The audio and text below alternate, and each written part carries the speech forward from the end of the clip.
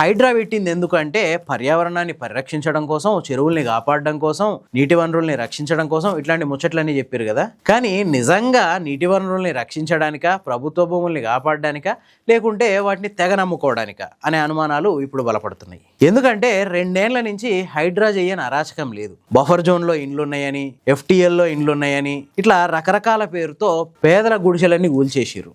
దీనికి ఏం పేరు పెట్టిర్రంటే చెరువుల ఆక్రమణకు గురైనాయి మేము కాపాడుతున్నాం, ప్రభుత్వ భూముల ఆక్రమణకు గురైనాయి మేము కాపాడుతున్నాం అని అన్నారు. వెలుగుమట్ల బాధితుల్ని మనం చూసినాం కదా, వల ఏడుచుకుంటా పోయిర్రు వాళ్ళు అక్కడి నుంచి. ఇంట్లున్న వాళ్ళని బయటికి గుంజి, పిల్లలు పుస్తకాలు కూడా తీసుకుంటానికి కాకుండా వాళ్ళని మొత్తం ఆగమాగం చేసి అక్కడ ఇల్లు నేలమట్టం చేసిర్రు ఖమ్మంలో.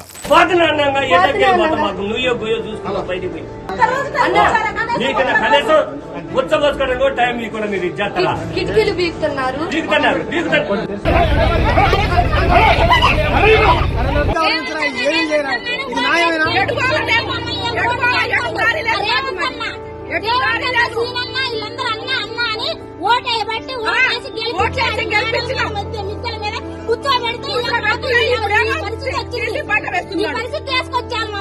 కష్టపడి కట్టుకున్నాం. ట్యాంక్ కాడి నుంచి 2 గుంటలు సన్న, ఇప్పుడు ఇది 3వసారి మేము కట్టుకోవటం.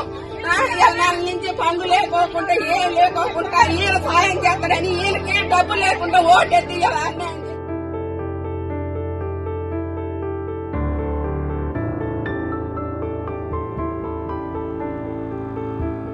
హైదరాబాద్లో అట్లాంటివి అయితే లెక్కే లేదు. చెరువుశిఖం భూమని, గవర్నమెంట్ భూమని, ఆక్రమణలని ఇట్లా రకరకాల పేర్లతో గుడిసెలన్నీ కూలగొట్టిర్రు. ఇప్పుడు ఏం చేస్తారు తెలుసా? ఇట్లా కూలగొట్టుడు, ఆక్రమణలు తొలగించుడు, దీని ద్వారా 2665 ఎకరాల భూమి గవర్నమెంట్కి వచ్చిందట. మరి నిజంగా చెరువుల్ని కాపాడేటోళ్ళు, పర్యావరణాన్ని పరిరక్షించేటోళ్ళు, ప్రభుత్వ భూముల్ని కాపాడేటోళ్ళు అయితే ఆ 2666 ఎకరాల భూముల్ని ఏం చేయాలి? వాటిని ప్రభుత్వ అవసరాల కోసం పక్కన పెట్టుకోవాలి. చెరువుల భూములు, కుంటల భూములు అయితే వాటిని చెరువుల్లో కలపాలి. కానీ ఇక్కడ హైడ్రా ఏం చేస్తుందో తెలుసా? ఈ 2665 ఎకరాల భూముల్ని అమ్మడానికి నిర్ణయం తీసుకుంటుందట గవర్నమెంట్. అంటే ఇక్కడ మనకు తెలిసేది ఏంది?